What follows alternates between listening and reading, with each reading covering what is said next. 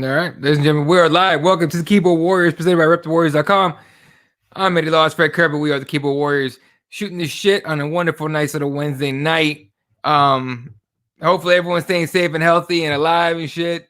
Plenty of, all the COVID scares and shit happening left and right. Fights getting canceled. It's kind of crazy. Oh, real quick, did you hear about those protocols that the UFC just threw in there? No, I didn't. What, like, as far as COVID goes?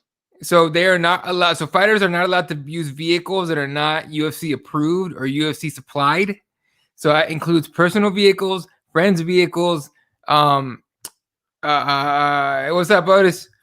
Friends' vehicles and Ubers or Lyfts or anything like that. So it has to be a UFC approved vehicle that you ride around in once you checked in for fight week. And then as far as the hotel goes, once you checked in and you're quarantining, you can't leave property. If you leave the property, they might not let you back into the hotel.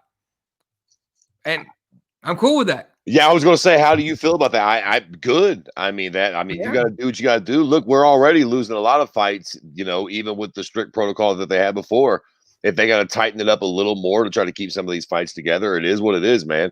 I mean, we were just talking about it before we went live, and I don't want to get going on the whole COVID thing. Right. But the vaccines are starting to roll out. Let's hope that shit goes good. What the fuck? We just got to keep our nose to the grind. So if this is what we got to do to make sure that we can still get the events, these fighters get paid, and we get our fucking entertainment as fans for the next few months until this shit gets figured out, fucking is what it is. I'm sure it's hard on the fighters and shit, so it's easy for me to sit here on my couch being like, ain't that bad on me, Jack. But nonetheless, at least y'all are getting to compete. You're getting paid.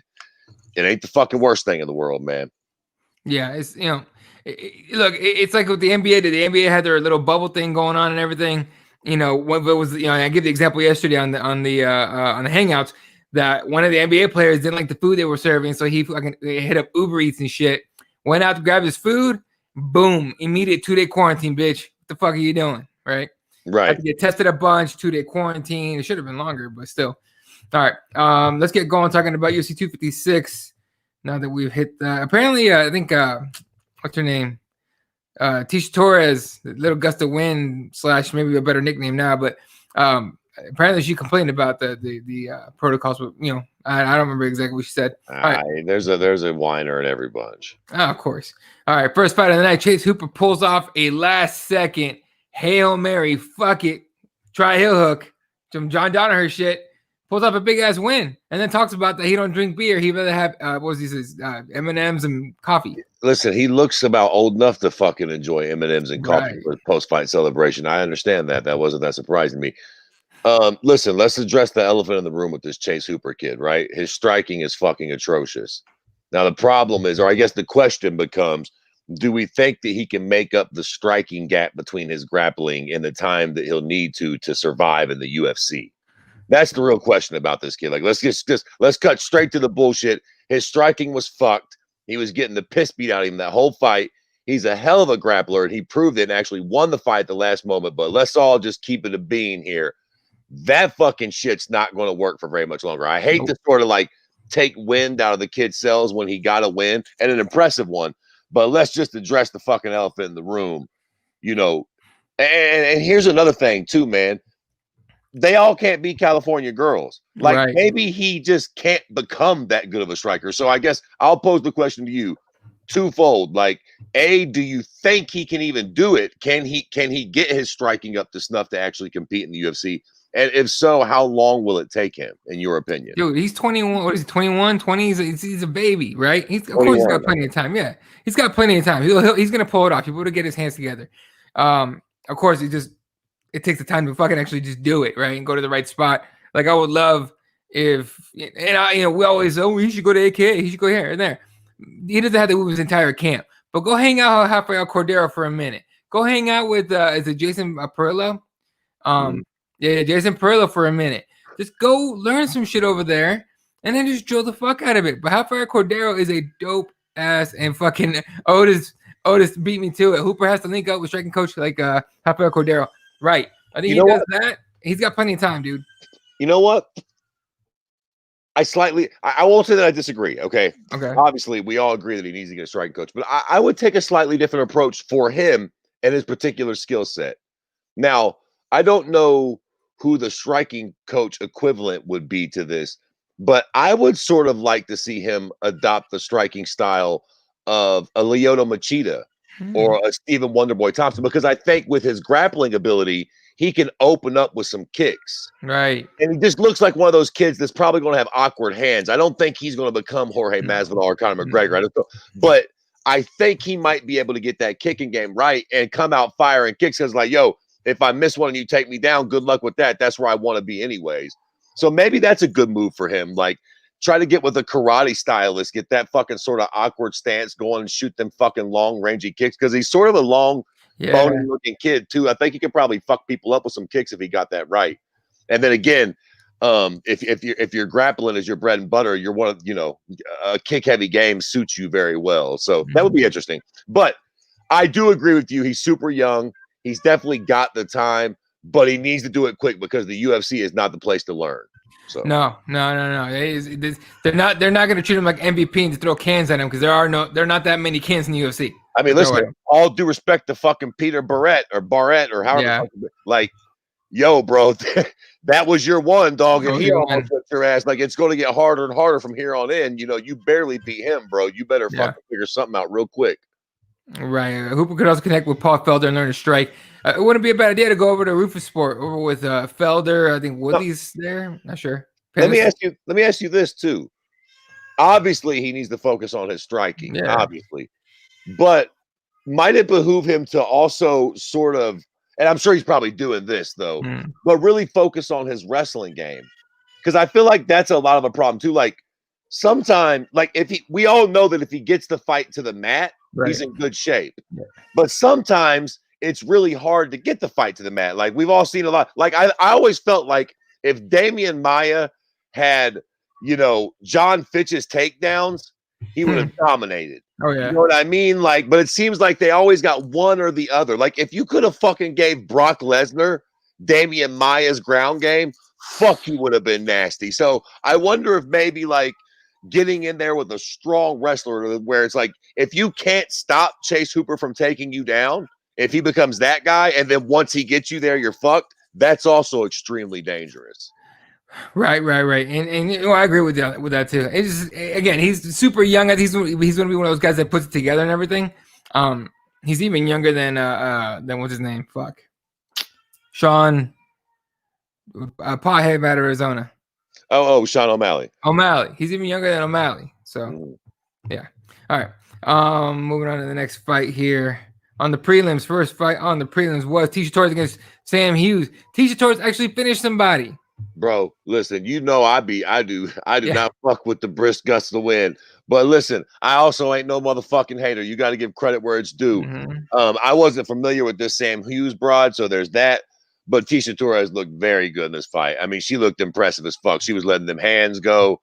I mean, again, you got to give credit where it's due. She looked about as impressive as you can look. You're impressive when you turn one of your haters into one of your supporters. Like, I wouldn't go as far as say I'm a supporter, but there wasn't nothing to hate on with that performance, Jack. She looked fucking good. She did her thing. Look, man, they're talking about Carlos Esparza going in there against Weili Zhang or Zhang Weili. Is it Zhang Weili? I forgot how you say that. Why? Okay, y'all gonna hear about that? All right, because we'll get to it. We'll get to it. But at this point, I'd rather get Tecia Torres in there against her. Fuck, Esparza's always bored the shit out of me. But yeah, whatever. Yeah, that's stupid. We'll talk about it. All right, Gavin Tucker decision win over Billy Quarantillo. That's just kind of what it was. Yep. And Renato Moicano knocks out. And Renato Moicano gets knocked out by Fiziev. What do you think about that one? Fucking impressive. Now, remind me, was this Fiziev's cat's first fight in the UFC? Ooh, I think so. Let me find out. So many new guys and girls come and go. It's hard to keep track of him. I know he hasn't had too many fights. He's a new name for my eyes, but he looked fucking impressive. You got to hand him that. What the fuck? Taking him out. Oh, no. Fourth fight in the UFC. Jesus Christ. Yeah. Okay, well. We ain't never heard about this. I don't know where the fuck I've been. Maybe he's been on prelims or whatever. What the fuck? But I tell you what, I fucking know now. He looked fucking amazing. That fucking combination that he finished Moicano with was impressive as fuck. Now, I know some people were saying that they thought the fight was stopped a little early. I hate when people say that shit. Bro, the fight was early in the fight. Listen, if the fight's in like the third or fourth round and something like that happens and there's the the chance that homeboy that just dropped you might gas or something, maybe so. When it's that early in the fight and he just rocked you, like, again, might the fight have been stopped the cunt hair early? Maybe. But if you let that fight go, is the outcome going to be any different? Fuck no. He's going to keep swinging until he puts him to sleep. Like, there's no fucking doubt about it. Yeah, no, yeah, I'm with you on that. And honestly, sometimes it just takes that one impressive fucking performance to right, and then to kick off like a nice little run the UFC. I mean, Kevin Holland's kind of doing that right now. All right, moving on. Feature prelim, Cub Swanson knocks out Daniel Pineda, and that brings up Otis's first question tonight: who's your loser of the weekend, and how is it not Daniel Pineda for that bullshit he pulled in the second round? I mean, Cub Swanson's a fucking veteran, though, dog. Why do people keep looking at him like he's an old man? Yeah, like, well, I mean, listen, he is sort of an old man. I tweeted during the fight, I said, he looks like your OG's OG. He looked like a motherfucking old gangster out there. He looked at that dude that was on the skateboard drinking the fucking prune juice. Yeah, on the TikTok, I forgot the name of the song. The fucking Stevie Nicks. No, is it? Yeah, he looks like his nephew that works for Mustard. What the fuck, like. But he looked like that white dude that joined up with a Mexican gang, and they just let him in because he looks like one of them. Yeah, Cub Swanson's one of those guys, though, man. I mean, he's a crafty veteran that fucking hits hard. So I mean, it is what it is. I think that's one of those deals where if they fought 10 times, Pinata, how do you pronounce that motherfucker's last name? Pinata. Fucking Latino. Pinata, whatever. Yeah. I think that if they fought 10 times, he probably wins 6 or 7. But this is one of those deals where when you're fighting a crafty veteran that can fucking hit hard, you got to be careful or shit like that happens. Yeah, no, Cup's still a dangerous dude. He's maybe not a world title kind of guy right now, but still a tough motherfucker. But he still's got them fucking hands with a little bit of power. Hell yeah. All right. First fight on pay-per-view, Cyril Gane knocks out or TKO's JDS. What'd you think of that? It was a little close to the back of the head. I don't know if you've seen it. It was a little close. I know I'm a JDS sympathizer, but I mean, look, again, Cyril Gane's obviously the younger, fresher, probably better, more talented fighter at this point in the game. So I'm not going to sit up here and be like, oh, I think that's why he lost. He probably would have lost regardless.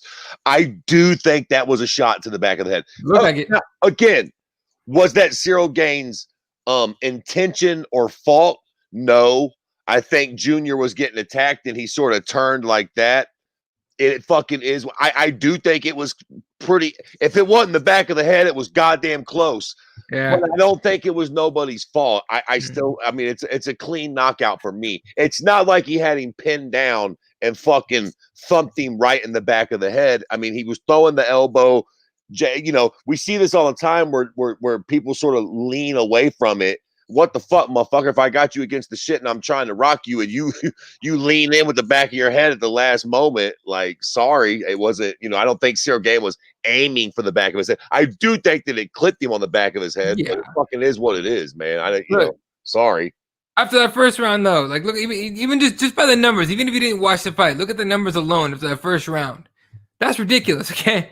Like, Cyril Gane was doing okay in that fight. He wasn't in trouble. So it's not like, he was like, oh, fuck, I better not, hit him in the back of the head and knock him out. It is what it is. All right. This is the one that was just like, what the fuck just happened? Kevin Holland knocks out Jacare off his back at an awkward angle. Did you? Now, I watched this fight with a buddy of mine. We were watching at the same time, the day after. And he goes, did that seem, he goes, do you think Holland's that strong off his back? Or off his side or his hip, whatever he's sitting on? Or do you think Jacare was just already compromised? And I was like, that's a good question. I don't know.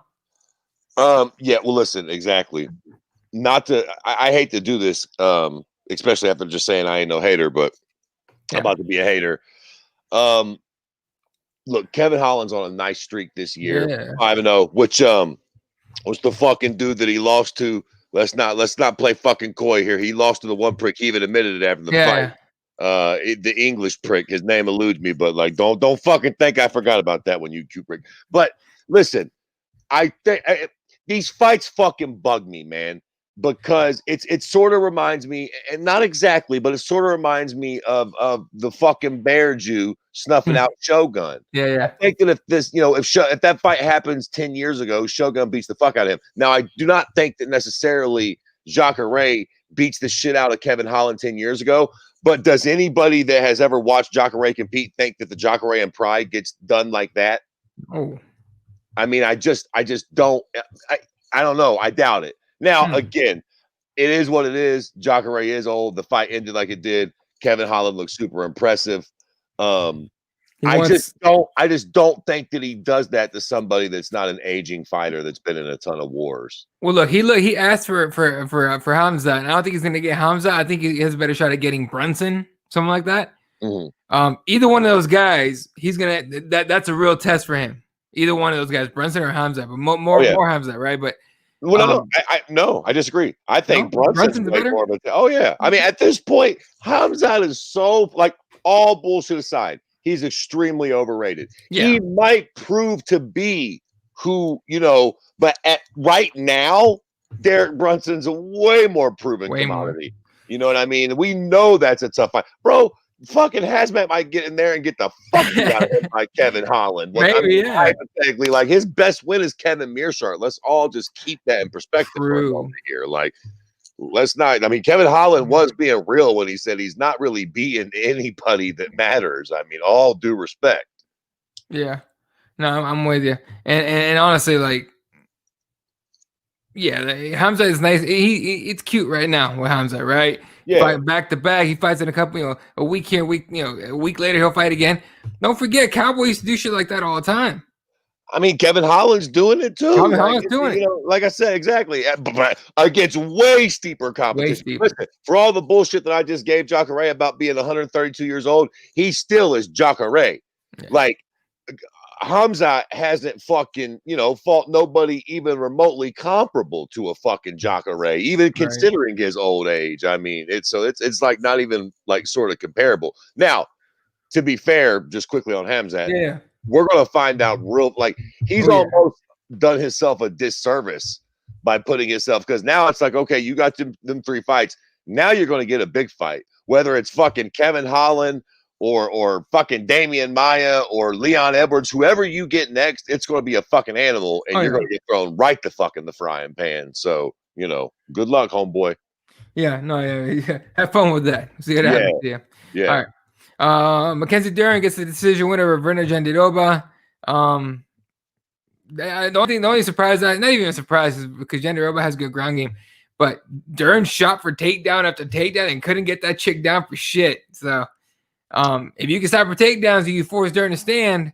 No, let this be a lesson to you. Yeah. I mean, you got to get that striking right, or again, get them Brock Lesnar takedowns, one or the other. If you're a jiu-jitsu specialist, you got to be able to guarantee you get the fight to the floor, or in a worst case scenario, be able to throw them hands when you can't.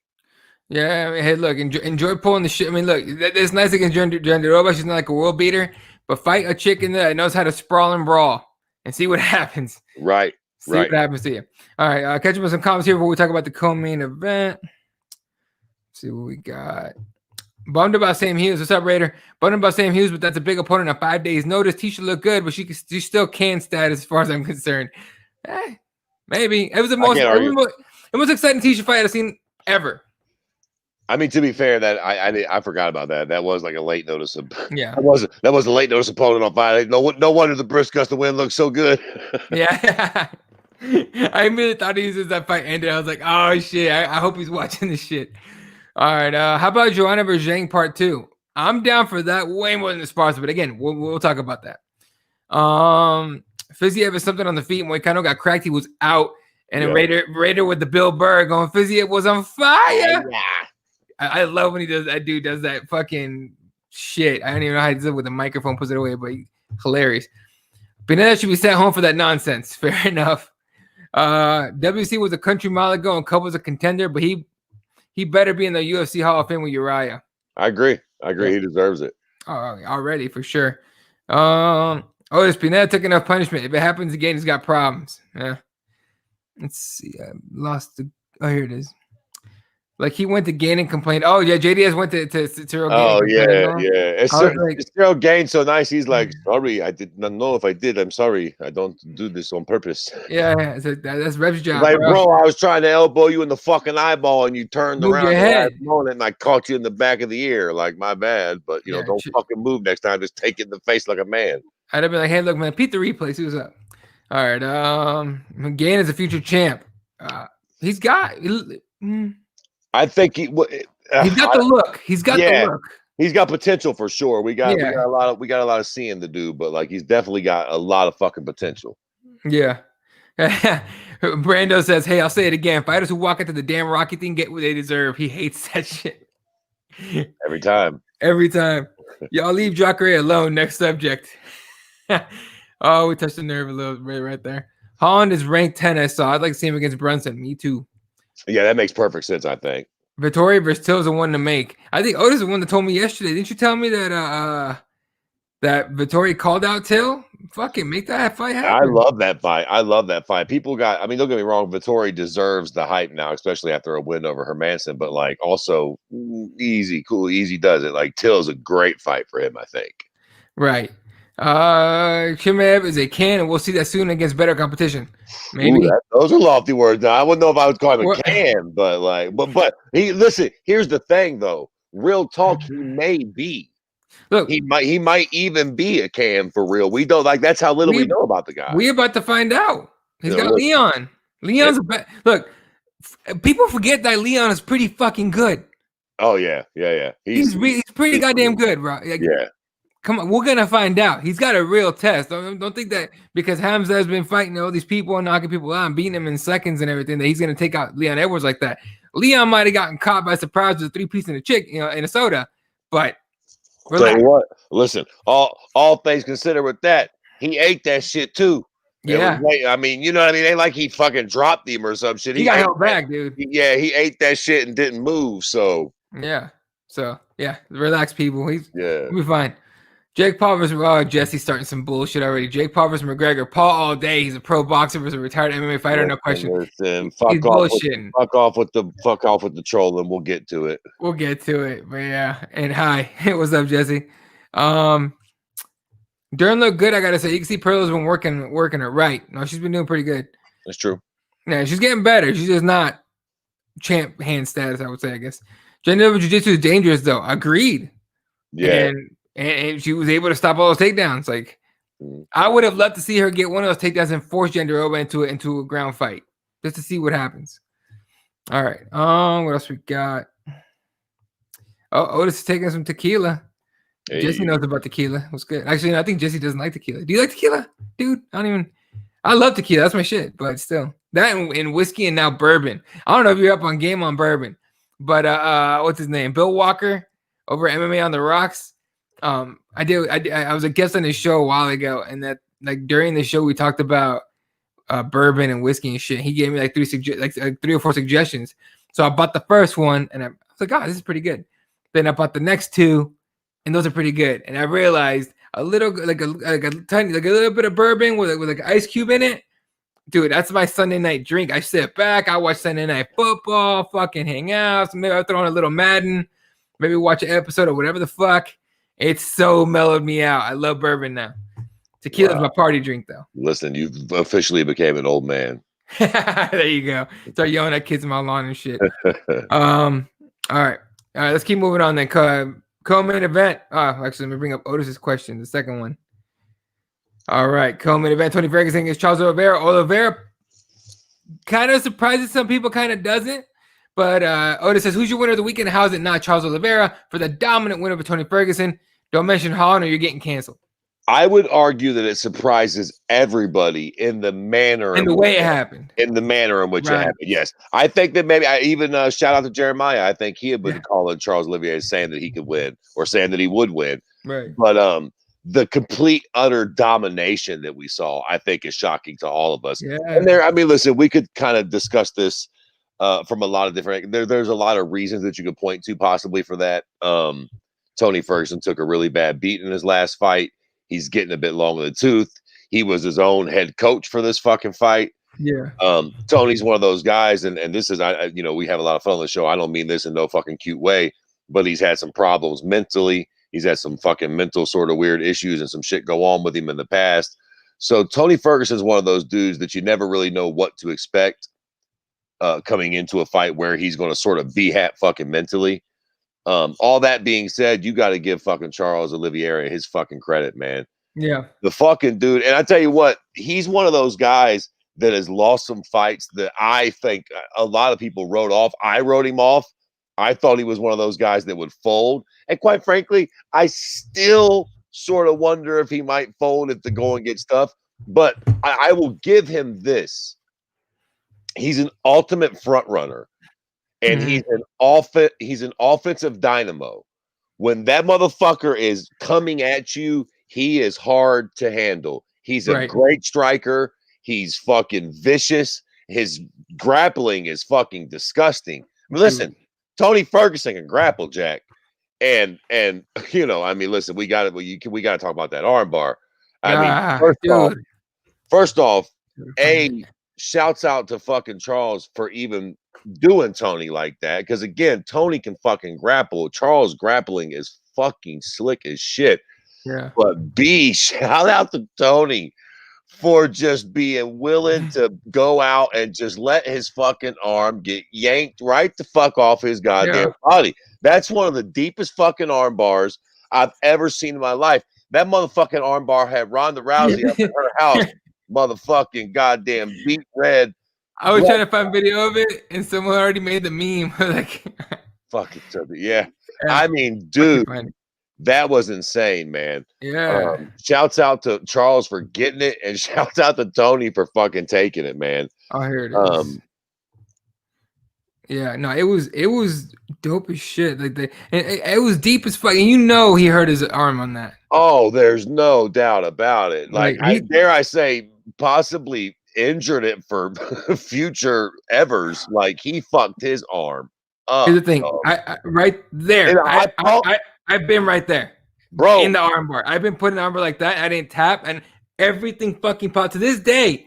Right, earlier today, I did arm push with a kettlebell. Oh my fuck, this shit hurts every time, and it's been years.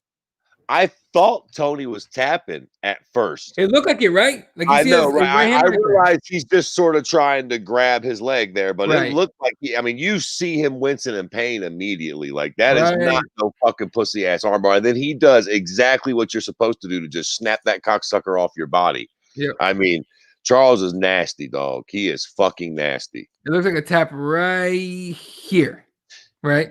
Yeah, right as they're sort of like right there as they're coming over. I'm not suggesting that he did. I don't think that he did. It just looked like it. He was just getting his fucking arm ripped off. He was trying to fucking gain his balance. That's a bad motherfucker to do that shit, but man, that's damage. You fucked that up, dude. Like that's bad.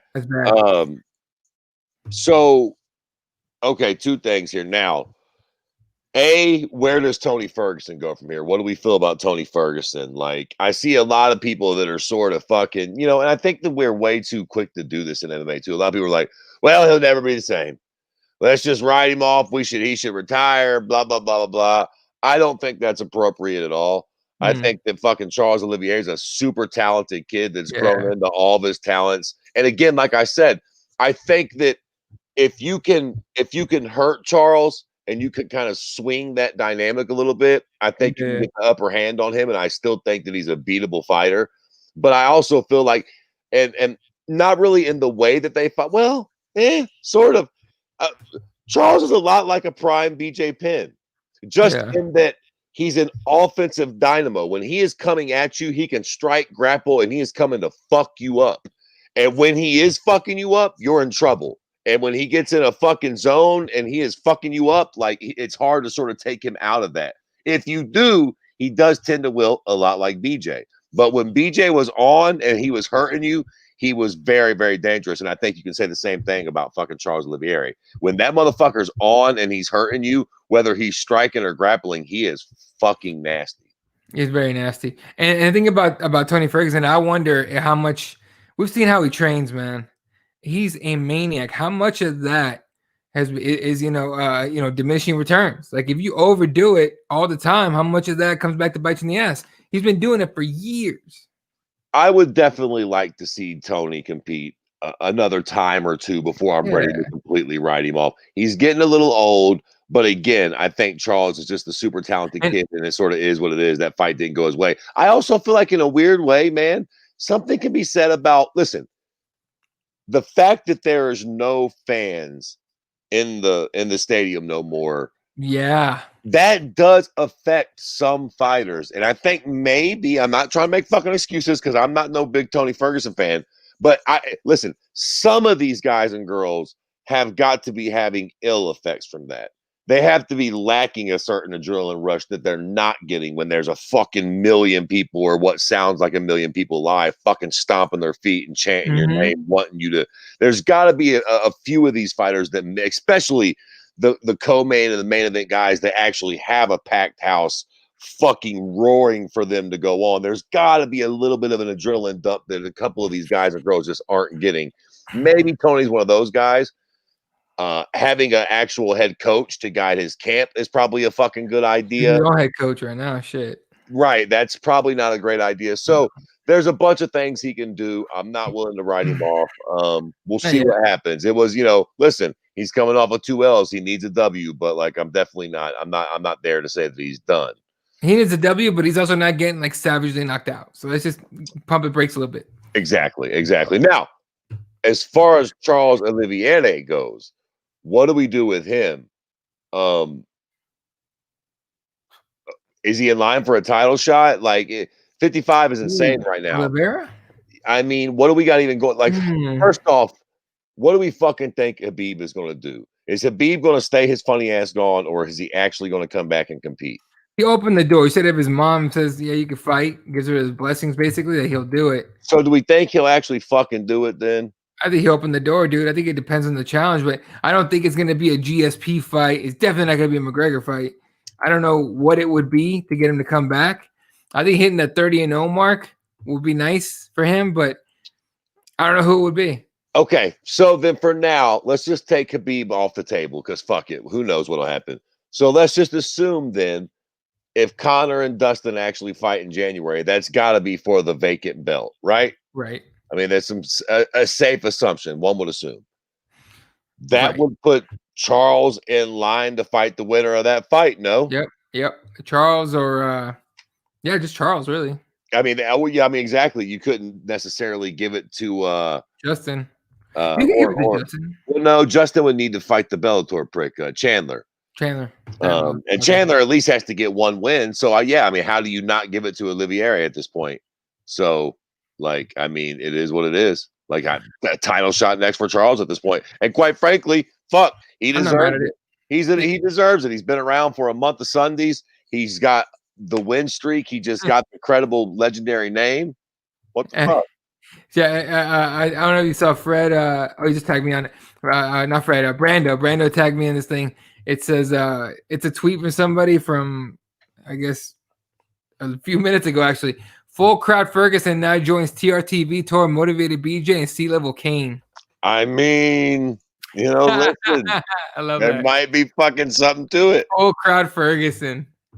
That's beautiful. I love that. Fucking hell. All right. Back to the event thing here. Let's catch up with some commentary before we move on to the main event. All right. Nice. Straight up or mixed? What kind is it? Straight up. I like Bell Mead, Old Forester. Fuck, what was the other one? There was a dope ass one. The first one I started drinking was dope. I forgot the name of it. I don't know. Okay, I can read. You can all call it bourbon if it's straight up from Kentucky. Is that true? No idea. I'm a bourbon noob. I think so. I think that's the difference. Because bourbon and whiskey, I'm pretty sure, are the same fucking thing, except bourbon comes from Kentucky. I think. Love tequila, but I'm a fan of this vodka called Crystal Head Vodka. The bottle is dope. Crystal Head Vodka. Yeah, that was on Rogan. Whose is that? Dan Aykroyd. Right. The fucking Ghostbusters sells tequila or sells vodka. Yeah, Jesus would drink fucking Chris. You know what? I'm more fucking Mexican than Jesus is, for fuck's sakes. Crystal Head Vodka. Raider says the sport has passed up Tony and I'm sad about it. Well, you know. Maybe I would like to see him take one of those. If he takes another L to somebody else like that, I think I'll be officially on board with that. Yeah, Brando says Oliveira smoked Tony, but I laugh how MMA Twitter dropped 6 degrees of Paul Felder, who beat the fuck out of Charles from the ground with elbows. True. There you go. So it's not like Charles doesn't have his weak points, but again, like I said, as long as he's pouring on the offense, he's hard to deal with. But if he fucking, and I don't know, it's a strange thing because Tony Ferguson's obviously a tough guy. I don't want to be like, as long as you're tougher, like it's not like Paul Felder's way tougher than Tony. Right. But I don't know. You also just have an off night sometimes, man. Sometimes it is what it is. You just can't get it going. It is what, like, it ain't like he finished him, even with the deepest armbar that any of us have ever fucking seen before. Right. I'm a mixer type more, so I'm in on Adios motherfucker, Red Bull and vodka for the long haul. This dude bringing back drinks from like high school and college, bro. What the fuck? Yeah, Red Bull and vodka. I'm telling you, he's fucking white. The Adios motherfucker made me laugh. Dude, that Adios motherfucker is that blue shit that always got me hungover. That shit never missed, ever. And it didn't even get me that drunk. I always got it. And I don't know what they put in that shit, but I always got a hangover and I never got drunk. Jesus is like the fucking half white boy from Blood In, Blood Out. Yeah. Oh, but Charles Triangle transition was unreal. It was. He's nasty, dog. He's a fantastic fighter overall. Like I said, even his striking is pretty fucking good, to be fair. Yeah. If you guys ever meet me in real life, it's only sake bombs. Because that's a fun night of drinks. I like sake bombs. So that's fun. Yeah. Ferguson was RDA too. You know what? I ain't mad at that. I'm not mad either. I ain't mad at that. That's a good fight for it to be like, yo, both y'all better win this one. One of y'all need to prove y'all deserve to stay. And yeah, actually, I love that fight. That's a really good fight. Big Ed says Gaethje deserves a shot. I don't disagree. I want to see Gaethje Chandler. Me too. It's got to be Gaethje Chandler. I mean, that's a great fight. It's a fight that both men would need to win to prove that they still deserve that title shot or to be in that picture. I mean, Gaethje's just coming off. He got his shot. He got thunderstruck. So I just think if Chandler was going to step in for if someone had fallen out of the title fight, to me, it's only right to put him against the guy that's still in it, right? Yeah, maybe. He could have fought Gaethje already. It was possible. Yeah, right. Yeah. Big as MMA was YouTuber. We'll talk about it. We kind of have to. Yeah, we'll say, oh yeah. Yeah. Olivier versus McGregor Poirier winner. Yeah, I think you were saying that. It's not a bad Gotta be. I mean, at least that makes the most sense, like in a hierarchical sense. You know what I mean? How about Chandler versus Hooker? I ain't mad. I like Chandler versus fucking Gaethje, just stylistically speaking, but I wouldn't be mad at Chandler versus Hooker either. That would be a good fight too. That'd be a good fight. Ferguson was Bellator reject for title shot. Oh, it was Chandler for a title shot. For a title shot though. I actually like Ferguson versus RDA. I think Ferguson needs a drop down in competition a little bit too. Like something and not to say that RDA is necessarily a big drop down, but you know, a very winnable fight, which I guess this was supposed to be that probably. Yeah. Supposed to. What happened? Red Bull and vodka is a Vegas drink. Oh fuck me. Jesse says I was called a coconut in school. I fucking see why. White on the inside, brown on the outside. This motherfucker. I never heard that one. I mean, no one ever said it about me, so I guess that's good. Is Ally Quintus still selling Chelsea condos, or does he want to fight with Ferguson? Look, man. I have no fucking clue what that damn dude's doing. Yeah, probably making money somewhere. I've been trying to tell everyone about Charles. I think people forget about Charles because I mean, and Ferguson kind of took the reins or the wind out of his sails a tiny bit before the fight even started. Before the fight, because he goes, if he doesn't make weight, I'm not fighting him. And I was literally scratching my brain like, how many times did Olivier miss weight? And I can't remember. I mean, he has missed a couple times. But again, listen, I didn't realize this. Charles fucking Olivier joined the UFC and he fought Darren Elkins in 2010. I heard Luke Thomas say this, so shout out to him. I ain't trying to take credit for your shit, big guy. But it was on the same card that John Jones fought Vladimir Matashenko. Oh shit, that's a long ass time. Yeah, on the Versus channel. Like there are some of you youngins out there that will watch the podcast that don't even know what the fuck I'm talking about. Who the fuck Vladimir Matyshenko is? That's not your fucking janitor at your high school. Yeah. Versus Fuel. What else was there? Some people don't even know about what's the name of the other one? Spike. Yeah. Old school days. Hey, those are the days, like, and everyone, because people ask me before, it's like, what do you mean it was on Versus? And all this shit. And I'll be like, Versus, Fuel, and Spike were back when the word deserved meant something in the UFC. Bro. And what about like the Facebook prelims? Listen, the Facebook prelims. I've been watching these fights so long, dog. I remember I used to do, like, after I had my first kid, we'd have big fight nights, and I have all my shitbird friends over for the fight night. Yeah, this was so long ago. I used to do I'd print out these sheets, and everybody would buy a sheet for like $5, and they would pick like every fighter that they thought would win, and whoever got the most amount of fights right would win the little pot or whatever. But some of the fights were dark, so you didn't see them, period. So I'd have to wait till the fucking end of the night or the middle of the night and go get online to find out who won those fights, because they weren't viewable no goddamn where. Like, there was the motherfucking main event or the main card, rather, and that was it. That's what you got. You got the fucking pay-per-view. You remember when there was like they were running out of time on the pay-per-view? Yeah. And then like Dana would lose his mind because a lot of fights went to decision. Yeah.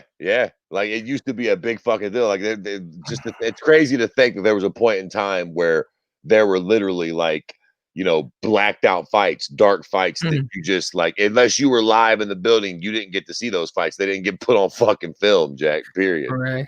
Matt's like, long time no see. Kevin Holland won a split decision against Gerald Mearshart, and people love their MMA match. So according to UFC fans, Hamzat will dominate Kevin Holland. That's actually a pretty good little statistic. I didn't know that Kevin Holland had won a split decision with Mearshart. Yeah, no, but he's right. Like, people love MMA match, so just kind of how it goes. Raider, that's the only place I go hard with the drinks in Vegas. At home, I'm very much a wine guy, but I recently been dry training for this triathlon.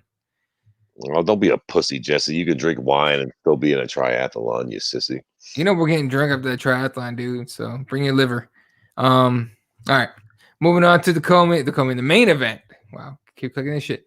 Anderson Figueiredo and Brandon Moreno have an epic fight that went to a draw. I fucking hate draws to begin with, but although some fights should go to draw, but I hate title fights to go to draws. Hate that shit. Listen. I love it. I fucking love it. I love every fucking bit of it, and I fucking love the goddamn draw. Okay. The only reason I think it was a draw was because of the point deduction. And I agree with all that. So ultimately, I do think the fight was a draw. When you can figure all that in, I ain't mad at it being a draw. And the fact that it was a fantastic fight and we get to see it again, well, who the fuck's mad at that? It's not like 125 is exactly bustling with contenders at the moment. So I ain't mad at that at all. I personally thought it was the most exciting flyweight title fight ever. Yeah. I mean, they're like, listen, what do we have? We got fucking I heard a lot of people mentioning DJ versus Dotson too. But for me, this was the most exciting flyweight title fight in history for me. Sure. But number two, for me, is Mighty Mouse versus Uncle Creepy 1. That was dope. The end of the fight, Uncle Creepy was on top of Mighty Mouse, beating the fuck out of him. I thought that fight was very, very, very fucking exciting. The second fight, not so much. Mighty Mouse dominated, with Uncle Creepy, that is. But the first fight was exciting. But still, none of them were quite exciting like this. And I don't want to use this opportunity to necessarily shit on DJ, but I tweeted out in the middle of the fight, like, is this more exciting than any fight that DJ had when he was in the UFC? And I think the answer is yes. And I'll even go out on a limb, or rather, I'll pose the question right now tonight on this podcast. Yeah. Has Davison Figueiredo, hope I'm pronouncing the prick's name right, has he became a more popular flyweight champion in 3 fights than DJ was in 13? Yeah. Now, I didn't say better or more decorated. I said more popular. No, popular. That's key word, folks. Popular. I would say so. I think people look, man. Ever since DJ lost, and we went from DJ to Henry, and shout out, and Henry always rubbed me the wrong way, little ugly, disgusting troll he was. But shout out to Henry for still keeping a little bit of he kept enough shine on that division for somebody like Davison to come along and really give it a real float. Yeah. Yeah, look, and I know Dana White was the one that said, "I'll figure they're saving the 125 division." Like, bitch, Henry saved that shit. All right, if you want to put a saved label on it, or whatever. But Figueiredo's keeping it floating, right? Yeah. And Brandon Moreno, he's just adding to that shit. The fact that he came in and fought the way he did, with the usual grit, right, that those Mexicans are known for, but take a fucking massive knee to the dick, still get up and fight. And almost pull it off, to be honest. I honestly, at the end of the fight, because I fucking got to watch that one live, I thought he won because of the point deduction was key, though. Right, right. I thought because of the point deduction, that belt should have gone to Moreno. But that's why I wasn't super mad about the draw. I was more bummed out for him. But no point deduction, Figueroa still wins it. But at the same time, like the fight itself was just dope. It was the best 125 fight we've seen in so long, probably maybe even ever. But we'll see, man. A lot of people were talking shit about this card too. About this card was gonna be whacking shit. Ended up being pretty solid. That's how it always goes, man. That's why you got to watch all the cards. What the fuck? That's how it always goes. All the ones that look like they might be sort of shitty on paper, not all of them, but usually they're the ones that end up being the fucking who bangers in real life. Randall says that draw was completely acceptable. Let them heal up and go again. That's what I'm down for. I completely agree. Because here's the deal, right? Like, for me, if somebody had to win the fight, I feel like you have to give it to Figueiredo. Sure. Because like he won the fight, like, but added in with the fucking point deduction. It shouldn't, like, a draw is very befitting. And again, who's mad that they got to fight again? It's not like this is welterweight or lightweight where you got a queue of contenders like, oh, where the fuck am I? Chopped liver? Like 25 is just getting jumping.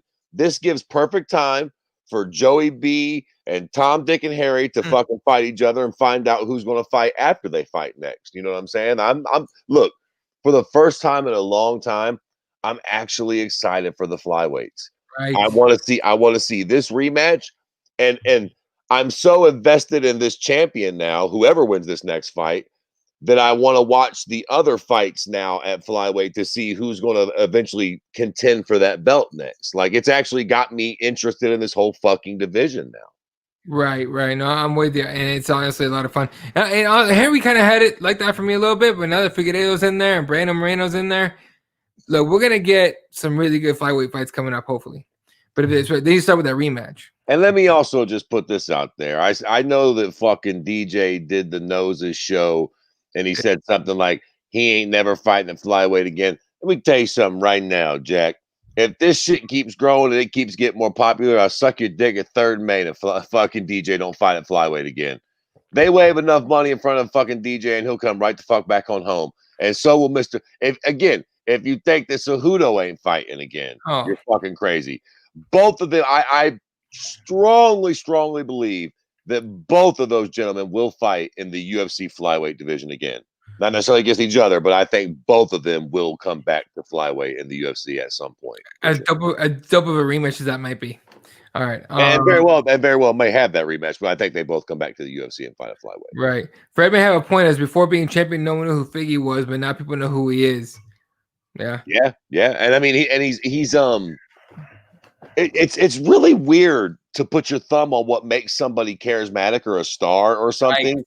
He's interesting. I can't even really describe it. I don't even know what the motherfucker be saying. He's fucking Brazilian and shit, but him with his fucking cows, his fighting style, the emotion that he puts into it, there's just something captivating about the fucking dude. And on top of that, he's a hairstylist. He's a fucking cook. He does a bunch of shit we didn't even know. No other fighter really does. Right. I mean, he's just very fucking interesting, and he's exciting as fuck as a fighter. What the fuck? He's a finisher. Of course, Fred, we're talking about a champ who cuts hair versus a champ who games all day. I think he's more popular. I mean, that's a fact. Yeah. It's a fact. And that's in 3 fights. So imagine if Figgy actually goes on and defends the belt. Like if he went on a run like DJ went on, but with this sort of charismatic energy, you got a real fucking star on your hands. Right. Let's go through real quick about the next card. Oh, excuse me. It's been a long ass week, dude. I'm fucking exhausted. All right. Just very quick about this weekend. The everything's on ESPN Plus. It looks like, yeah, last card of the year, and I think we get like 2 or 3 weeks off, right? I think so. Yep. Yeah, the fight after that, the card after that's gonna be Holloway versus Kadar. Ooh. On January 16th. So enjoy a nice long break. Damn, that's like fucking like 4 weeks off. Yeah, long ass time. You got guys. Oh, this Rick Glenn Carlton minus fight is canceled. So forget that. Flick against Durden. Pickett against Tafon. Who else we got on here? Darren Wynn against Antonio Arroyo. Darren Wynn's gonna make weight. Otherwise, I don't want to hear nothing about him. Oh shit. This card's a little top heavy, but it does get really good towards the top. Yeah. Robertson against Daucha. Good fight. Eubanks against Kanzad. This should be solid. Yeah. This is a good fight, but I don't like that it's at welterweight. Anthony Pettis against Alex Morono. You got to give it to Anthony Pettis, man. He's a real warrior. Yeah, that fucking dude fights anybody, any weight class. I mean, I don't think sometimes he gets the credit that he deserves for being a fucking warrior. I wonder if Duke Rufus tells him, like, hey, man, no. Just no. Like, because he needs to. Stop going on 170s. You don't need that 170 bullshit. Yeah, but I think also, again, Anthony Pettis, I think at the end of the day, Anthony Pettis tells you yes or no. Right. He's the one that pays the bills, really. Right. Marcin Tybura taking on Greg Hardy. Everyone hoping Marcin Tybura gonna knock out Greg Hardy. Y'all need to just like I get it, man. I get the hate on Greg Hardy. Totally understand it. I know Jesse's definitely not gonna watch this card, but listen, damn, dude, look what he's doing. I want to see Greg Hardy get knocked out as much as the next guy. The problem is Marcin Tybura ain't the guy to do it. I hope he is, but he just ain't the fucking guy to do it. I mean, I don't know if apparently motherfuckers don't watch podcasts like that, but like. We need a Derek Lewis type character. Somebody to come in there and fucking club Greg Hardy. And don't give me no bullshit, y'all. Let him fight Volkov. Yeah. Like we can make that fight. Garbrandt versus Figgy. I think that's an amazing fight, but right now we don't know what's going on with Garbrandt. He's got the fucking flu or the fucking COVID hangover. Broken something. Moreno deserves it. He deserves the rematch. Like, he deserves the immediate rematch. He fought his fucking ass off. I think he's gonna get his ass whooped in that rematch. But he deserves it. And listen, let Cody fucking take a fight at flyweight. It ain't the worst thing in the world. If he gets ready to go in the meantime, let him fight fucking Joey B or some top contender there. Right. I just don't want to see Joe B fight for a title ever again. I'm done with that shit. I think marching, so yeah. All right. What else is there on here? Gillian Robertson against Talia Santos. I think Robertson coming off a good win too. Mm-hmm. This is a fight no one's talking about that they need to. Marlon Moraes against Rob Font is going to be a fire fight. Fight. It's a fucking great fight. Magic Man against Rob Font is going to be dope. Here's another one. Chaos Williams against Miguel Pereira. Chaos like put someone to death last fight. That is that's gonna be a fun fight. Michel Pereira is the fucking crazy prick, right? Yeah, he's a psycho. Wild fucking yeah. Oh God, what a fun fight! That's gonna be a very fun fight to watch, man. Like I legit cleared up my schedule this weekend to just watch that. I watched that card. I'm watching that. At least the main card I'm gonna watch, and if not, it's on ESPN Plus. I'll watch it on my phone. Yeah, but volleyball season's over. All this other stuff. The extracurriculars are over. I'm watching fucking fights. Here's another one. And talk. Jesus fucking Christ. Jose Aldo against Marlon Vera. This is a huge fight for Marlon Vera. Huge. Listen, and shout out to the UFC for doing this, man. It's easy. The UFC is like mom and dad. Yeah. When they do something bad, we fucking hammer them. When they do something good, we're just like, yeah, whatever, Jack. Should have done that anyways. Shout out to them for treating Cheeto like he did win that fight against Sean O'Malley. People are quick to point out when the UFC favors somebody, but they're not quick to point out when they actually do the right thing. Now, they do favor Sean O'Malley. They know they got a little cash cow on that dude, but they did the right thing here. They gave Chito Vera a big fight for a real win and a legitimate W that he got against Sean O'Malley. So shout out to UFC for doing the right thing here. And I think they're low-key setting him up for the push. Yeah. Again, just like Holland versus Jacare, fucking Barraju versus Shogun. I think, 10 years ago, Jose Aldo beats the fuck out of Chito Vera. No shade. But come Saturday night, I think Chito Vera's probably gonna warm Jose up. Gonna Yeah. warm him up, dog. That probably it's the passing of the torch, man. And it's funny too because goddamn, I'm 2 years older than Jose Aldo. Yeah. But like hey, listen, we ain't got the same years. We ain't got the same sort of mileage on the car, dog. We might have been both built in '86, but he got more motherfucking miles on him, Jack. Yeah. Like, I mean, it's a different sort of thing. Like, and maybe I'm wrong. Maybe Jose comes out and fucks Chito up, but it's like I just feel like this is another. I sort of don't like these fights because I think I see it coming. Right. Like Chito's going to come in there and beat the fuck out of Jose, and it's going to be like, oh, look at this. He's got this great win, this impressive win over this legend.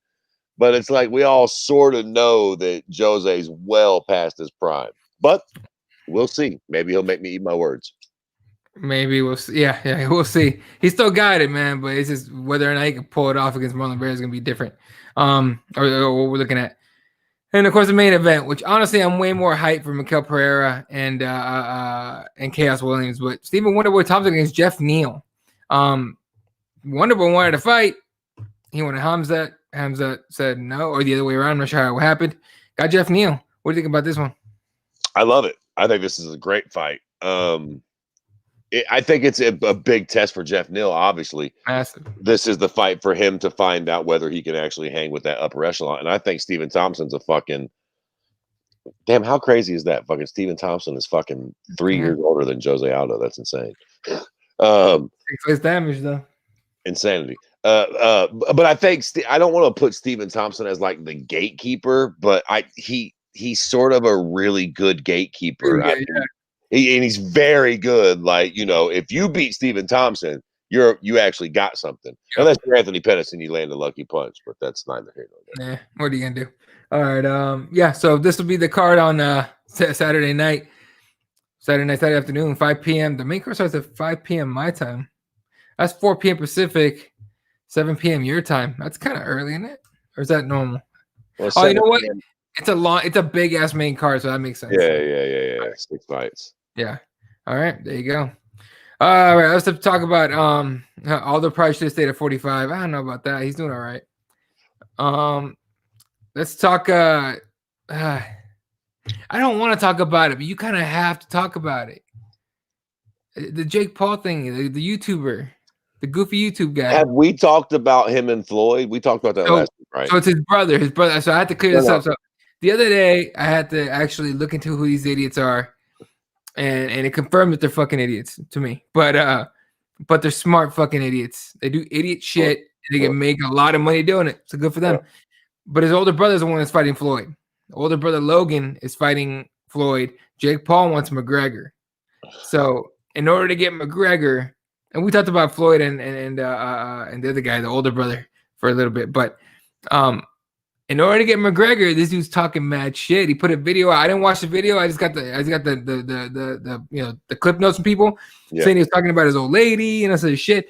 The only reason that I even talk about that video is because Nate Diaz spoke up about it. He was like, "Hey man, you should be fighting for free. You about to get your ass whooped, dude, for talking like that." Whatever he said on that video to McGregor was bad enough for Nate to be like, "Hey, shut the fuck up," you know. Yeah, I mean, look, I really don't know what to think about this. On one hand, I get, you know, I see what you did there. You know what I mean? I get what you're doing. I don't think it's going to matter at all. Floyd and Conor, you know, listen, people love to talk shit about Conor McGregor, and all bullshit aside, I sort of get why to a degree. I mean, he makes himself a pretty easy target for a lot of this shit.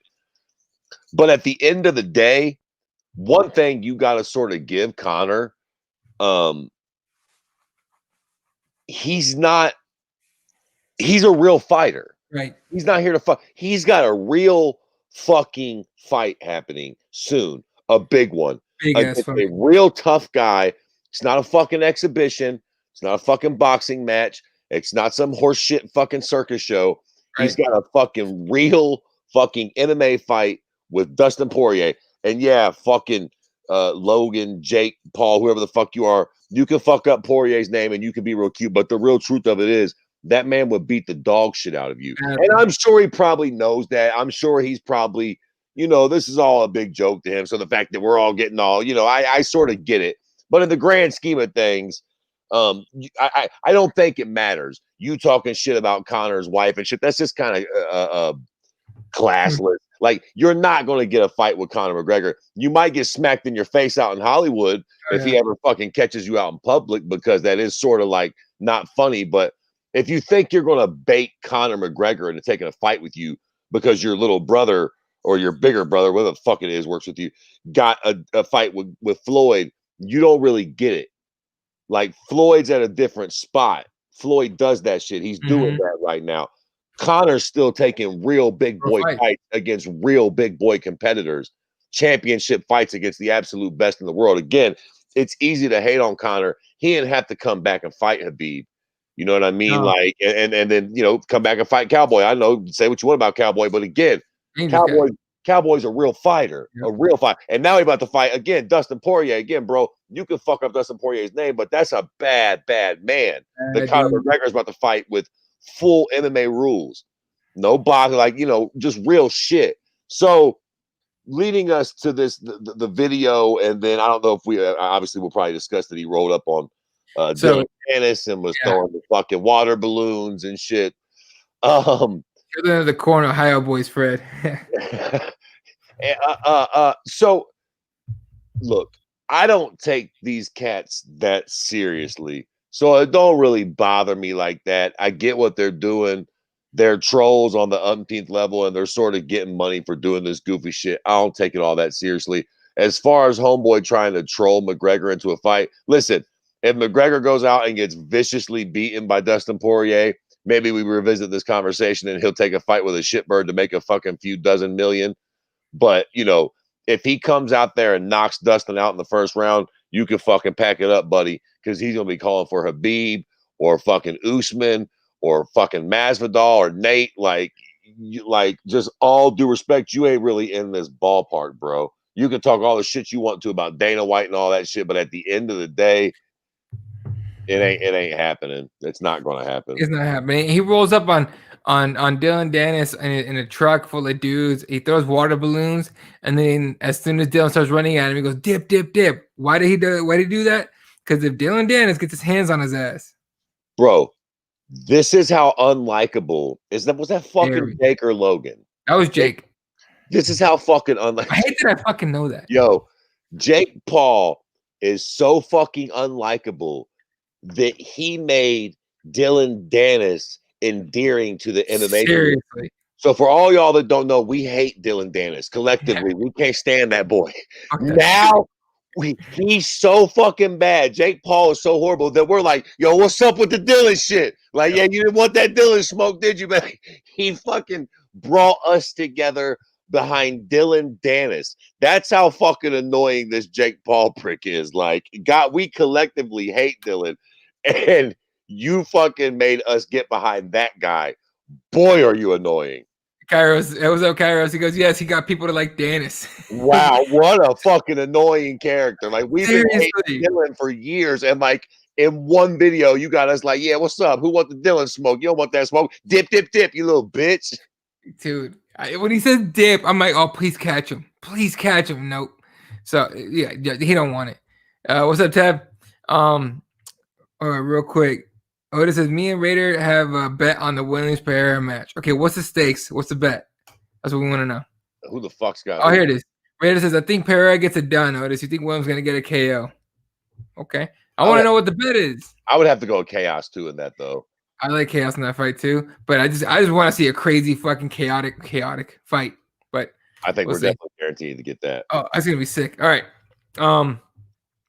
So yeah, I kind of hate myself for knowing who these fucking two cats are and the difference between them, because I had to research it. But the thing with Jake Paul, like when he went after Dylan Dennis, he was trying to do, look, he saw what Conor did when Khabib went and got one little slap on Artem's neck. It was a little slap like, hey motherfucker, cut the shit. That's all it was. And Conor jumps in a private jet, flies over from Ireland to throw a fucking dolly through a fucking bus window, right? Conor is in Portugal right now training for Poirier. He ain't flying over for Dylan Dennis. And also, just to keep it a beam, like on some real shit, yo, Habib's a dangerous man that runs with other dangerous men. Like, not to throw no shade on Artem, but Conor was probably like, yo, let me get over there and help my homeboy. Like, Dylan Danielson beat the shit out of every boy in that truck. Like, Conor sees that and he's like, Dylan's good. Dylan's good. I don't need to, like, he's good. Like, that's why them boys flew away in that truck. Like, you don't need to come help somebody when the opposition is flying that way. When the opposition flying that way, water balloons, like, Dylan's good, dog. You don't need Conor to fly in. Conor got way bigger fish to fry right now. Yeah, Dylan would have been better off going, like, without even retaliating, just going, who the fuck were those guys? Yeah. All right, whatever. Just keep going with his little interview, whatever the fuck he was doing. Jesse says, wait till Brendan and the Paul brothers put out a video talking MMA and boxing. It's already filmed, and that's got a release date. I promise you it's coming. There's no way it's coming. So let me provide just a slightly different perspective of this before we shut the podcast off tonight. And I'm not saying this is true, but let me just throw this out there. Are these pricks good for combat sports? Ooh. And what I mean by that, listen, that video of that fucking jerk off throwing water balloons at Dylan Dennis, the last time I checked it earlier on Twitter, it had 2 million views on Twitter. Lord knows what it's got on his fucking TikTok or whatever the fuck you're talking about. Video, it's probably got 10 million views. Now, I'm not saying it does, but I'm asking the question: how many of these people went and Googled who the fuck Dylan Dennis is and watched his jiu-jitsu videos and possibly followed him and are maybe actually watching fucking Shinya Aoki do fucking Gogo Pilates right now? I don't think many. Personally, I don't necessarily think many, but you have to wonder when these pricks are bringing millions of eyeballs to these things. I mean, how many of people stayed and are actually watching boxing matches now because of one of the other Paul pricks that knocked out that fucking basketball prick? Like, I'm just wondering, is this, because like I said, I sort of think these dudes are just trolling and getting bread. I don't think they actually think they're gonna, like, I don't think homeboy really thinks he wants to fight Conor McGregor. I think they're just sort of like trying to get money and do their thing. But is this a good thing? Like, do more people know Dylan Dennis now because of this? Like, I know it's sad, but like, is it true? I have such a hardcore fans mentality. My gut reaction was to say, fuck no, it's not good for the sport. But when you put it the way you just put it, maybe it might be good for the sport. If it's sport, not just the UFC, not just, you know, whoever. Sure. For the sport, it's good, right? Because you get a lot of, look, man, and I know those two guys from, you know, looking up their following and all that. Most of their following is like kids, right? But those kids are coming up. Those kids are like, right now they're going between watching LeBron and watching Russell Wilson or, you know, Kyler Murray, whoever you got to pick in the NFL that they're looking at. And maybe they're like, oh, who the fuck's Conor McGregor? Let me find out. Oh shit, you bringing new fans in, annoying, casual sounding motherfuckers, but you bring new fans in. For sure. For the sport, I think they help. Just like Jesse was saying, just like Brock, they bring eyeballs, right? Right, which is never necessarily a bad thing. It's like all press is good press, right? Like I wonder sometimes if even Dylan's sitting back going, fucking good looking, you douchebag. Yeah, you just brought me all the attention I'd ever fucking need. Yeah. Now all he needs to do is be like, yeah, you know, get on the microphone after his Bellator fight and say some stupid shit, just like, you know, Jake Paul, you take everything I work for, whatever the fuck, and then, you know, then there you go. And I guess with keeping with that mentality, you got to imagine that Conor McGregor somewhere checking his phone going, oh, thanks, you prick. You're just keeping me relevant and I ain't got to say one word. I ain't got to do anything. And you make me look like a good guy because you're such a fucking jerk off. Like, I hate you so good much. going, bro. Make another video talking shit about my wife, you fucking idiot. Yeah, yeah. On the Teb says, agreed. Not a lot of people for it, but more than a few for sure, yeah. CM Punk, James Toney, Bretton New as a product, right. And even look, and you got to give CM Punk credit that he got in there and got his ass whooped. Not once, but twice. Twice got his ass whooped badly. Okay. But he got in there, people tuned in to watch him. And, you know, as embarrassing as it would have been nice to get a bit of performance out of him. Still got people to watch. James Toney got taken down immediately. Right. But he had the balls to fucking get in there. So I really, really do wonder sometimes. I really am curious on what the numbers for those things are. I wonder how much it really does help. And to be fair, those examples are quite different. Right. Because there are people that are already sort of in combat sports. What these Jake Paul, Logan Paul pricks bring, like you said, is the youth.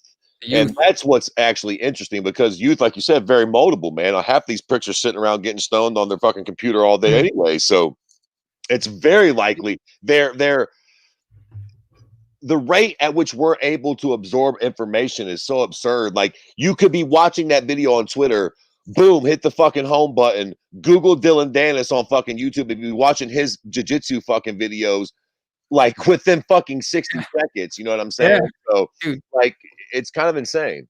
Tab says, some 11-year-old dickhead right now is going to grow up to be the GOAT and say in interviews he got into the sport when Paul KO'd Nate. Fuck. Like, maybe. Like, maybe. That's a real thing that could potentially be happening. Yeah. I mean, like again, I sort of wonder to what degree. I don't want to overstate it. Like, there's tons of kids out there training because they've seen these Paul pricks. Right. But I mean, you know, there could be a good majority of kids now who are at least paying attention to combat sports because and then it's the sort of that deal where, like, you get introduced to a genre of music, and it's from a low-key shitty artist, but they get you in, and then you're like, oh, that was garbage. Like, oh, you know, I learned about fucking hard rock through Limp Bizkit or whatever the fuck, and then you sort of you find what a real fucking artist like that is. Or Will Smith introduced you to rap, and then you find out about Nas. It's like, you know, maybe these pricks bring you to combat sports, and then you watch a Conor McGregor highlight, and you're like, holy fuck, now that was fucking impressive. Very, yeah. All right. Fuck, I was gonna bring real quick on Conor. Oh, on the good thing about Conor. Now about a lot of people talk about this dude doing good shit for people. There's a gym, it's an SBG affiliate that was about to have to close their doors. Now, if you know, it's been shut down in every country in most countries in the world, due to COVID and all that. There's gonna be another shutdown. I want to say this was in Ireland. I'm not 100% sure. I don't know the exact location, but they were shutting down this dude's city. This gym had put out a message saying, like, look, guys, the third time we're getting shut down. We're not going to survive this. Thanks for everything, but we have to shut down permanently. It sucks that it's happening. Conor McGregor heard about this, calls the dude up and says, hey, don't worry about it. I got it. All right. There's not a number hasn't been thrown out there how much money is in there, and it shouldn't be thrown out there. If anyone knows that number, don't fucking put it out there, because the gesture is the whole point. But the gym owner got put out on the internet that they don't have to worry about rent for the next 1 or 2 years, maybe. So you say whatever you want about Conor McGregor. This man helps when he can. That's cool. Yeah, no doubt about it. I mean, you got to give credit where it's due. 100%. And you sometimes you absolutely have to separate the antics too from the person. Like, you know, I mean, again, Conor's also got some sort of dicey shit with the allegations with women and things like that. So he's actually sort of got some reasons that you could legitimately hate him for. Sure. But again, you got to call a spade a spade. When a motherfucker does a good thing, you got to give him credit for it as well. All right, fun show and everything, but we missed talking about. Did we talk about Rose? Oh no, we didn't. But we can just quickly. I know we got to get out of here soon. What is it basically? Listen. Let me explain to you, fucking jerks, how this works quickly. Fucking DW said that Rose didn't want the fight. You know what that means? That means that DW didn't want to pay her what she thought she needed to be paid. So they're fucking threatening her with Carlos Esparza. For all you fucking new dickheads, this is called business negotiating 101. Like, they're going to play hardball. And let me tell you something. I'm going to tell you how this ends. Either Rose will take what they're offering her, or we will get Weili Zhang versus fucking Carlos Esparza, whether we like it or fucking not. I will take Tisha over Carla any day.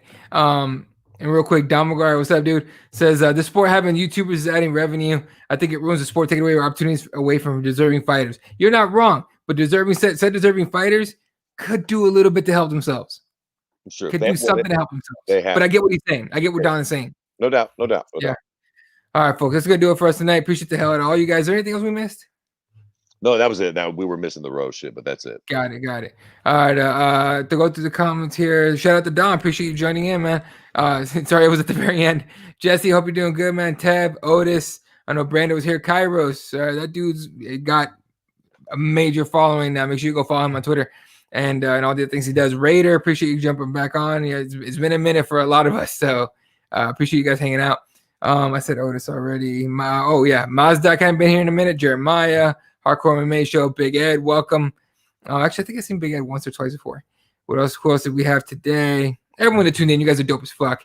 Raider says, "Oh, that's okay. I love seeing Esparza get her flat, no face punched in." You know what? Actually, I was gonna say that too. I wouldn't be mad at seeing Weili get just a nice little sparring session in to beat the fuck out of somebody. Nice little title defense. Yeah, fair enough. All right. Yeah. All right. Shout out to everybody that tuned in. Appreciate you guys. RepTheWarriors.com, SpicyPros.com are the sponsors, and of course, all the socials right here. KeepItWarriors.com takes you right to the YouTube page. Gets you all the videos. Sport 1983, Jesse, still alive. At Kirby scoring main for Fred. At Eli32 for myself. You guys have been amazing tonight. Appreciate the fuck out of all you guys. Not really sure yet about a Christmas week show. I know there's an event this weekend, so we might do it. Just depends on the schedule and how everything works out. But we'll talk about it. And then, of course, nice little long break from the UFC. Kind of hoping there's other shit to talk about in between there, but we'll figure it out. Oh yeah, we'll figure it out. There'll be plenty of shit to talk. There's always something going on in the world of MMA, baby. Always. Always. That's why it's crazy. That's why we love it. All right. Good night, folks. Good night, Wilshire.